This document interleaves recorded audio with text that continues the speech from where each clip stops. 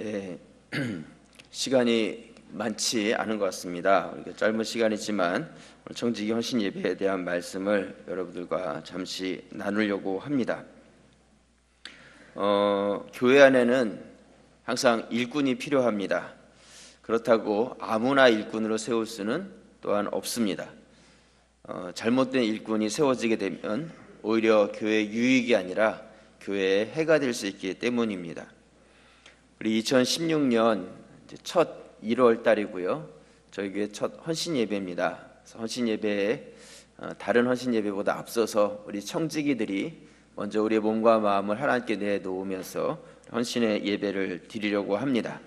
여러분들이 이 시간을 통해서 내가 1년 동안 하나님 앞에 헌신하겠습니다 하는 마음의 결단을 갖고요. 또 나에게 맡겨주신 사명을 새롭게 하는 그런 기회의 시간이 되실 수 있기를 바랍니다. 그렇다면 우리가 교회에 훌륭한 일꾼들이 다 되셔야 되는데 어떻게 해야 훌륭한 일꾼들이 될 수 있겠는가? 오늘 사도행전 6장 3절 말씀에 보시면요, 이렇게 말씀하고 있습니다. 찾으셨나요? 네, 우리 한 목소리 읽어보겠습니다. 형제들아, 너희 가운데서 성령과 지혜가 충만하여 칭찬받는 사람 7을 택하라.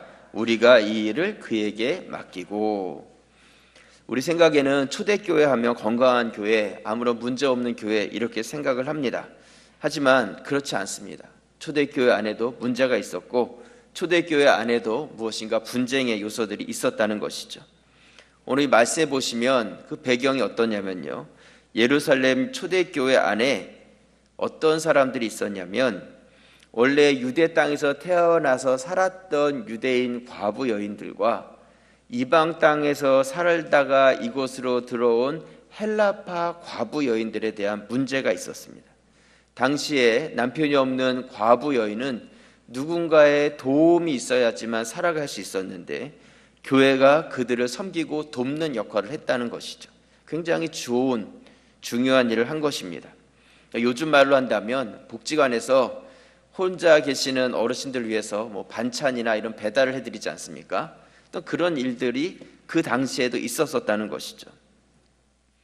그런데 그 어려운 분들을 돕는 상황 가운데서 이 히브리파 사람들이 히브리파 과부들에게는 먹을 것과 이런 것을 잘 구제에 대해서 제공을 했지만 자기들과 연관이 좀 적은 헬라파 과부 여인들에게는 그 도움이 제대로 미치지가 못한 것입니다.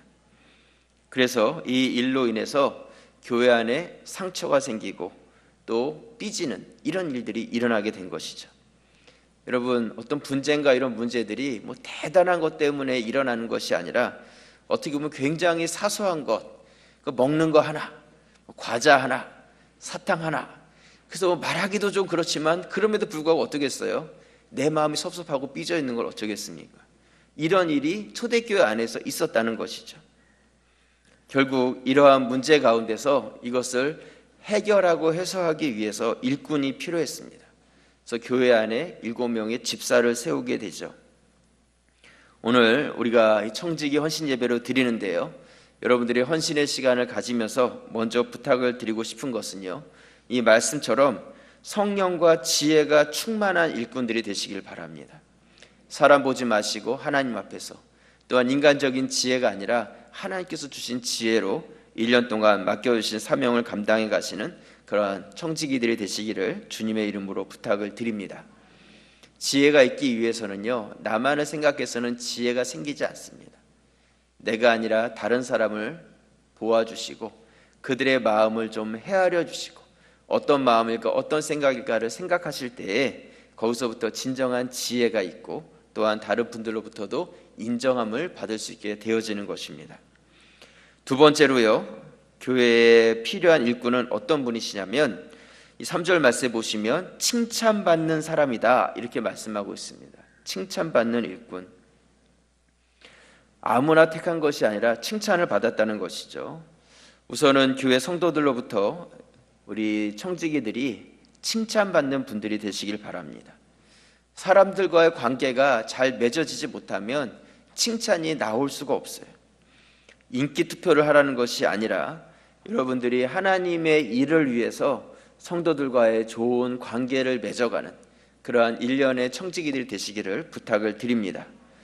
그래서 어떤 일이 이렇게 맡겨졌을 때에 모든 성도들로 하여금 그분이라면 당연히 그 일에 적합하신 분, 이렇게 인정함이 돼야지 그 리더십이 생기고 그것에 따라지는 것인데, 어떤 분이 세워졌는데 그 사람은 안 돼, 어떤 그 칭찬에서 밀려버리면 그 일 자체도 제대로 이루어질 수가 없는 것이죠.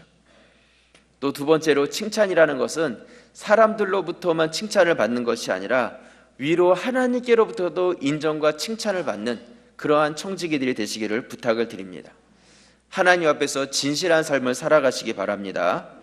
그래서 오늘 말씀에 보면 성령이 충만한 사람, 이렇게 말하고 있어요. 하나님 앞에서의 진실됨을 가지고 있는 그러한 사람이었다는 것이죠.